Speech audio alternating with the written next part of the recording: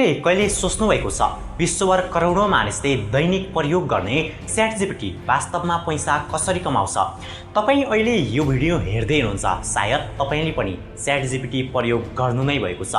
कसैले होमवर्क गर्न, कसैले कोड लेख्न, कसैले भिडियो स्क्रिप्ट बनाउन, त कसैले व्यवसाय बढाउन। तर एउटा प्रश्न अझै बाँकी छ। यदि लाखौं मानिसले ChatGPT निशुल्क प्रयोग गरिरहेका छन् भने OpenAI ले अर्बौं डलर कहाँबाट कमाउँछ? के ChatGPT साँच्चै नाफामा छ? माइक्रोसफ्टले किन OpenAI मा अर्बौं डलर लगानी गर्यो र भविष्यमा AI कम्पनीहरू गुगल र एप्पल भन्दा पनि ठूला बन्न सक्छ? आजको भिडियोमा हामी OpenAI को वास्तविक बिजनेस मोडेल, यसको आम्दानी, खर्च, लगानी र भविष्यका योजनाबारे तथ्यसहित बुझ्नेछौँ। भिडियोको अन्त्यसम्म पक्कै पनि बस्नुहोला, किनकि अन्तिममा तपाईले थाहा पाउनुहुनेछ ChatGPT को एउटा यस्तो आम्दानीको स्रोत जसको बारेमा धेरै मानिसलाई अझै पनि थाहा छैन। सबैभन्दा पहिले OpenAI के हो भन्ने कुरा बुझ्नु आवश्यक छ। सन् 2015 मा साम अल्टम्यान र इलन मस्क र केही अन्य प्रविधि विशेषज्ञले एउटा नयाँ संस्था स्थापना गरे जसको नाम थियो OpenAI। त्यतिबेला उनीहरूको उद्देश्य संसारकै सबैभन्दा शक्तिशाली आर्टिफिशियल इन्टेलिजेन्स बनाउनु थियो, तर त्यसलाई केवल नाफाका लागि होइन, मानवताको हितका लागि प्रयोग गर्ने सपना पनि थियो। सुरुमा OpenAI एउटा नन प्रफिट संस्था थियो, तर AI विकास गर्न अत्यन्तै शक्तिशाली कम्प्युटर, हजारौं ग्राफिक्स प्रोसेसिङ युनिट अर्थात् GPU, विशाल डेटा सेन्टर र विश्वकै उत्कृष्ट अनुसन्धानकर्ताहरू आवश्यक पर्थे। यी सबैको लागत अर्बौं डलर पुग्न थाल्यो। त्यसपछि OpenAI ले आफ्नो संरचना नै परिवर्तन गर्यो र लिमिटेड प्रॉफिट मोडेल अपनायो, जसले बाहिर लगानी लिन सक्ने बाटो खोलिदियो। यही निर्णय OpenAI को इतिहासकै सबैभन्दा ठूलो मोड साबित भयो, किनकि केही वर्षपछि संसारकै ठूलो टेक्नोलोजी कम्पनी माइक्रोसफ्टले OpenAI मा अर्बौं डलर लगानी गर्यो। त्यसपछि OpenAI विकासको गति असाधारण रूपमा बढ्यो। सन् 2022 मा ChatGPT सार्वजनिक भएपछि केही दिनमै लाखौं मानिसले यसलाई प्रयोग गर्न थाले। केही 2 महिनाभित्र ChatGPT ले इतिहासकै सबैभन्दा छिटो 10 करोड प्रयोगकर्ता पार गर्ने एप्लिकेसनको कीर्तिमान बनायो। तर यति धेरै प्रयोगकर्ताले निशुल्क सेवा प्रदान गर्दा OpenAI को खर्च पनि आकाशिएको थियो। अब प्रश्न उठ्छ, यति धेरै खर्च हुँदाहुँदै पनि OpenAI ले पैसा कहाँबाट कमाउँछ? OpenAI को सबैभन्दा ठूलो आम्दानीको स्रोत हो ChatGPT प्लस। यदि तपाई कहिले ChatGPT को पेड भर्जन देख्नु भएको छ भने त्यसलाई ChatGPT प्लस भनिन्छ। यसका लागि प्रयोगकर्ताले प्रत्येक महिना निश्चित शुल्क तिर्छन्। यसबाट उनीहरूले अझ शक्तिशाली AI मोडेल, छिटो रिस्पोन्स, नयाँ फिचर र प्राथमिक पहुँच प्राप्त गर्छन्। विश्वभर लाखौं मानिसले ChatGPT प्लस प्रयोग गरिरहेका छन्। जब लाखौं प्रयोगकर्ताले हरेक महिना शुल्क तिर्छन्, त्यसबाट OpenAI ले ठूलो आम्दानी गर्छ। तर यो मात्र यसको कमाईको स्रोत होइन। दोस्रो र अझ शक्तिशाली स्रोत हो OpenAI API। API भनेको OpenAI को AI ले अन्य कम्पनीहरूले आफ्ना एप्लिकेसन र वेबसाइटमा प्रयोग गर्ने माध्यम हो। उदाहरणका लागि, यदि कुनै कम्पनीले आफ्नो कम्प्युटर सपोर्टमा ChatGPT जस्तो AI राख्न चाहन्छ भने उसले OpenAI को API प्रयोग गर्छ, तर त्यसका लागि OpenAI ले प्रत्येक रिक्वेस्ट अनुसार पैसा तिर्नुपर्छ।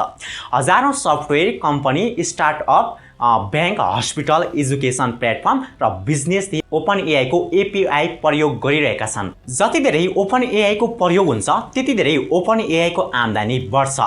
तेस्रो ठूलो स्रोत हो ChatGPT इन्टरप्राइज। यो सामान्य प्रयोगकर्ताका लागि होइन, ठूला कम्पनीहरूका लागि बनाइएको सेवा हो। विश्वका धेरै कम्पनीहरूले आफ्ना कर्मचारीलाई AI प्रयोग गराउन ChatGPT इन्टरप्राइज किन्छन्। यसमा सुरक्षा, प्राइभेसी, उच्च स्पिड र अतिरिक्त सुविधा उपलब्ध छ।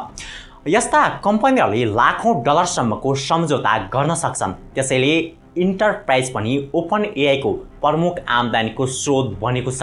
तर OpenAI को सफलतामा एउटा कम्पनीको भूमिका सबैभन्दा ठूलो छ, र त्यो हो माइक्रोसफ्ट। सन् 2019 देखि माइक्रोसफ्टले OpenAI मा अर्बौं डलर लगानी गर्न सुरु गर्यो। पछि यो लगानी अझ बढ्दै गयो। यसको बदलामा माइक्रोसफ्टले OpenAI का AI मोडेलहरू आफ्ना उत्पादनहरूमा प्रयोग गर्ने अधिकार प्राप्त गर्यो।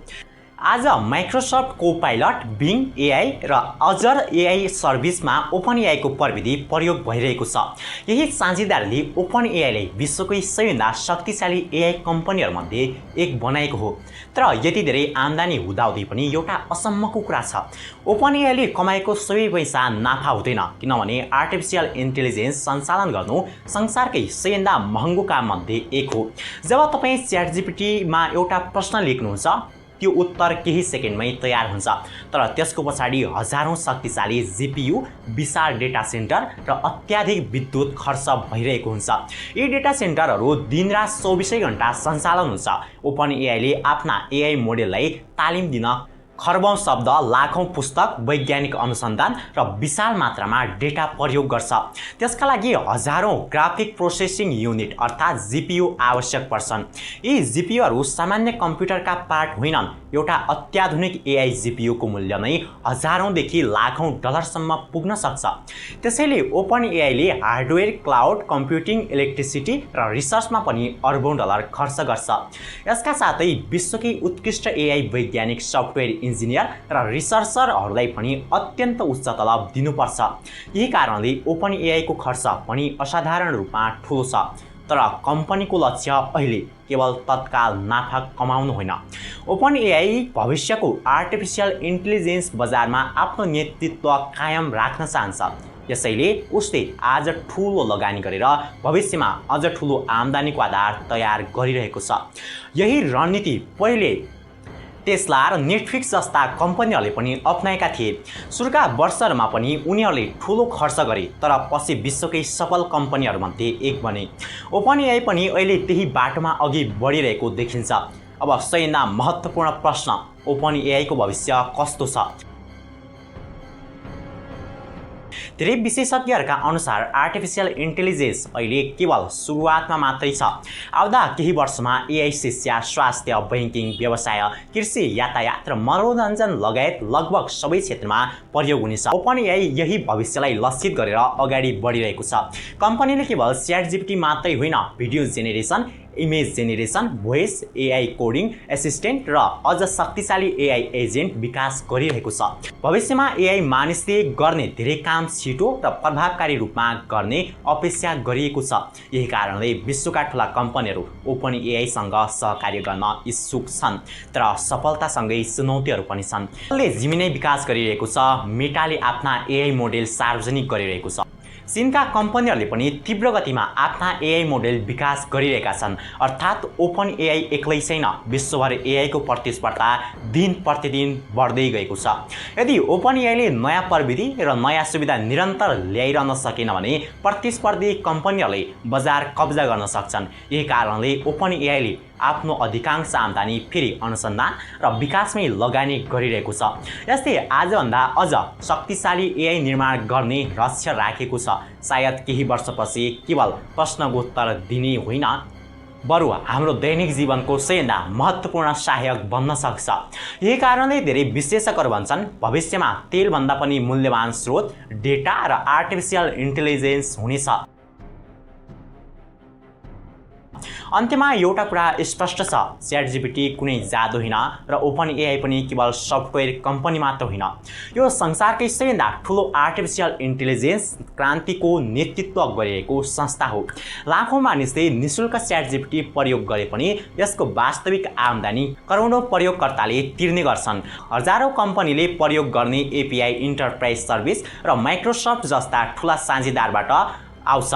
तर यसको बदलामा ओपन एआईले पनि अर्बौं डलर अनुसन्धान, data centre, graphics processing unit अर्थात् जीपीयू, विद्युत र नयाँ प्रविधिमा खर्च गरिरहेको छ।